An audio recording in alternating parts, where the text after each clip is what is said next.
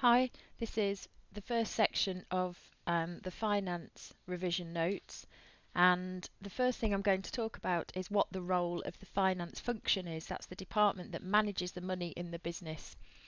They look after the financial records, so they look after the cash flow, profit and loss, and what are called balance sheets, which say what the business owns in terms of its assets and what it owes in terms of its debts.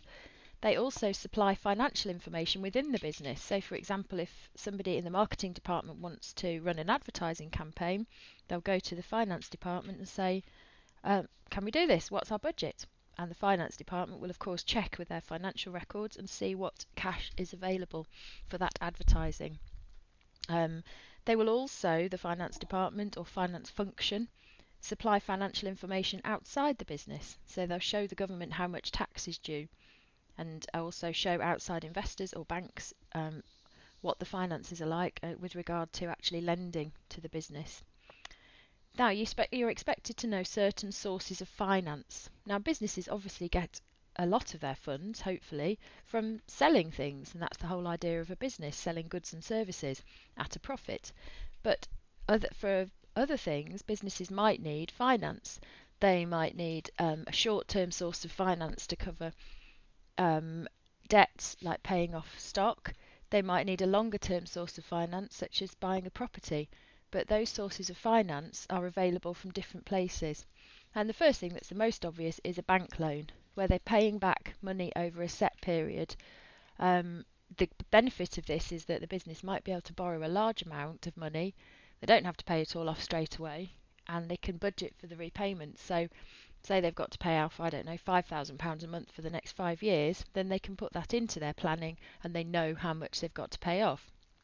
However, there will be interest charged on a loan, and obviously it increases then the fixed costs of the business, and even if they haven't had a very good month, they've still got to pay back that loan. So it's something hanging over them for the next however many years. A short-term source of finance would be an overdraft. And this means that the business needs, just say for 1 month, to spend more money than it's got in the bank, just to pay some debts. And the bank allows you to do that, but you've got to pay it off quickly. It's used for short-term finance, as I said. It helps with the cash flow.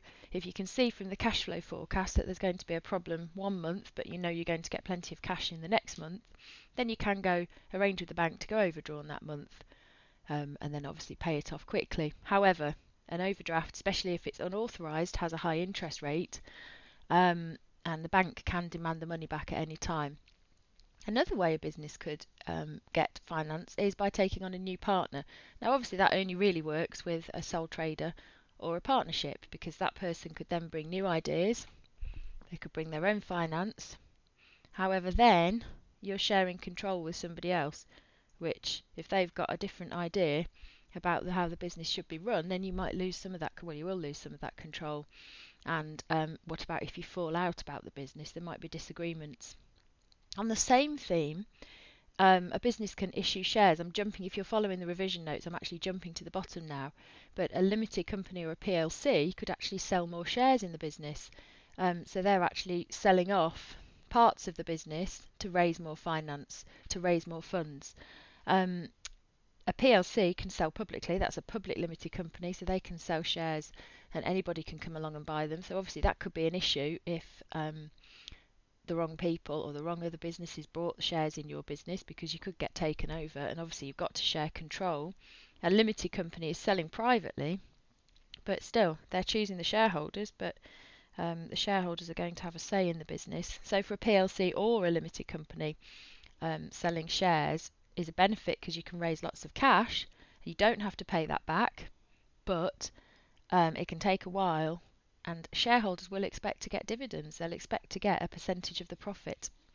Now, another way to fund the business might be trade credit, where you don't pay your supplier, you get the goods from them. So say you're going to be selling, I don't know, Christmas gifts. You say to the suppliers, we'll order them at the beginning of October, but we're not going to pay you till November, when we've had a chance to get some cash into the business.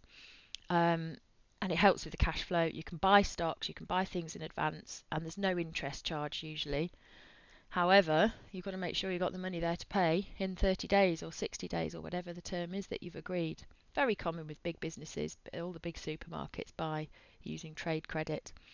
Crowdfunding is a way that you can get a new business off the ground or a new business idea, because what you can do is say, look, we've got this great innovation and we're thinking of getting it made, but we need the funds to get it made and get it launched onto the market.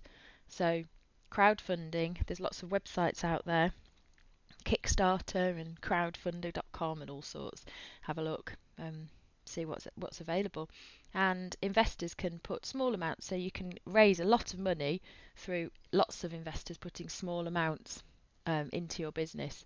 However, depending on how good or bad your idea is, you might not get anybody investing. Retained profit means that your business has made a profit, and it's what you then use in the business to grow the business or buy more stock or to develop it. So the cash is the cash that's left over after all your costs have been paid. There's no interest because it's your money. You don't have to repay it back because it's your money.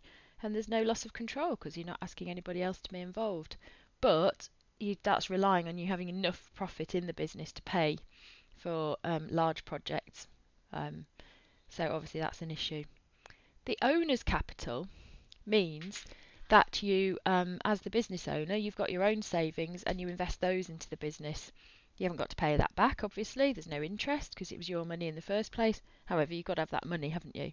If you haven't got any money, you can't invest it in the business. And then selling assets means selling off things that the business owns. So if the business might sell off old machinery or old vans or old computer equipment and raise cash from that. And obviously there's nothing to pay back because that was your property in the first place. And you can raise cash quickly, but you might not get the full value of the item, and don't sell off all your vans and then realise you've got nothing to make deliveries. So you've got to be careful with that one. And that was were the sources of finance that you're expected to know.